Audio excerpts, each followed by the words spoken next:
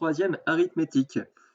Donc, à quoi ça sert les nombres premiers? Donc là, je vous donne l'exemple du dernier nombre premier découvert. Donc, c'est le plus grand nombre premier connu. Il a été découvert en 2018. Il est exactement égal à 2 à la puissance 82 589 933 moins 1. Hein. Il est composé d'environ 25 millions de chiffres. Oui, 25 millions de chiffres. Et donc, on l'a découvert le 7 décembre 2018. Autant vous dire que ceux qui l'ont découvert, c'est pas des guignols, et qu'ils sont payés pour faire ça, et que s'ils sont payés, ils sont même très bien payés, c'est qu'il y a une bonne raison, c'est que ça sert à beaucoup de choses. Donc, avant de dire un petit peu à quoi ça sert, regardons un petit peu l'évolution en fait des nombres premiers. On voit que depuis les années 50, on était à 100 décimales, et là, on est à 2010 à 10 puissance 7, donc c'est 10 millions de décimales.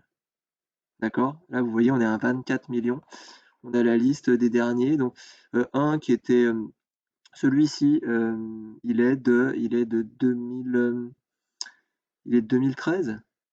Il est de 2013. Ouais. Celui d'avant était de 2008. Bon, entre-temps, il y en a eu d'autres.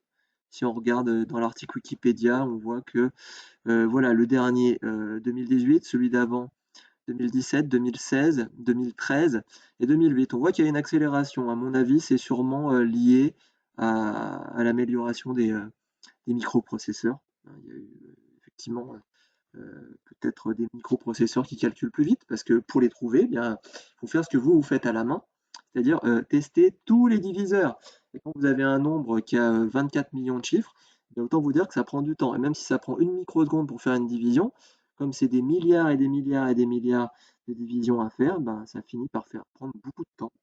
Donc c'est très compliqué à trouver. À quoi ça sert globalement? Ça sert à la cryptologie. La cryptologie, c'est l'art de crypter les informations, les messages. Donc ça permet d'obtenir des clés de cryptographie.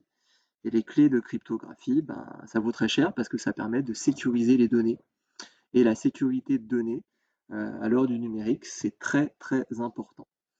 Donc nous, on commence petit, mais il y en a qui jouent avec des très grands nombres premiers. D'ailleurs, découvrir un nouveau nombre premier ou découvrir la formule qui donnera les nombres premiers, ça fait partie des challenges du millénaire, donc des énigmes mathématiques du millénaire. Et si vous en résolvez une, vous gagnez 1 million de dollars. Et oui, ça vaut le coup d'essayer. Ça vaut le coup d'essayer. Revenons à nos moutons avant de devenir millionnaire en trouvant un nouveau nombre premier.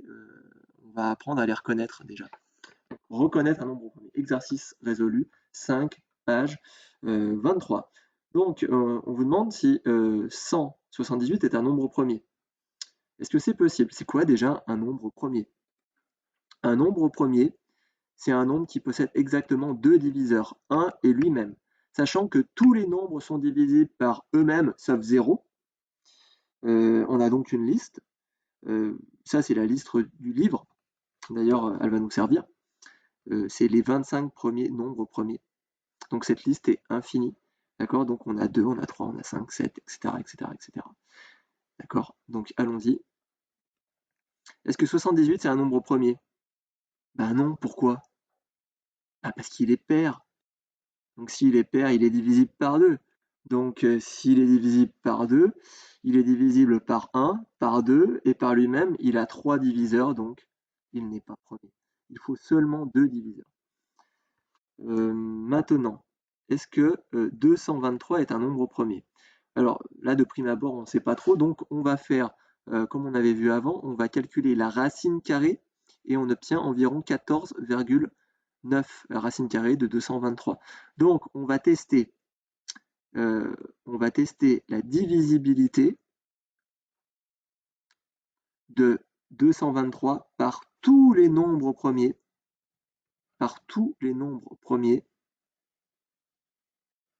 entre 2 et 14. D'accord? Là, on a trouvé 14,9, donc on va tester tous les nombres premiers entre 2 et 14. Donc il faut connaître sa liste des nombres premiers. La voici. Pourquoi il me l'a collé là? Je ne sais pas. Donc voici ma liste de tous les nombres premiers, qui est la liste du manuel. Donc, on vous dit jusqu'à 14?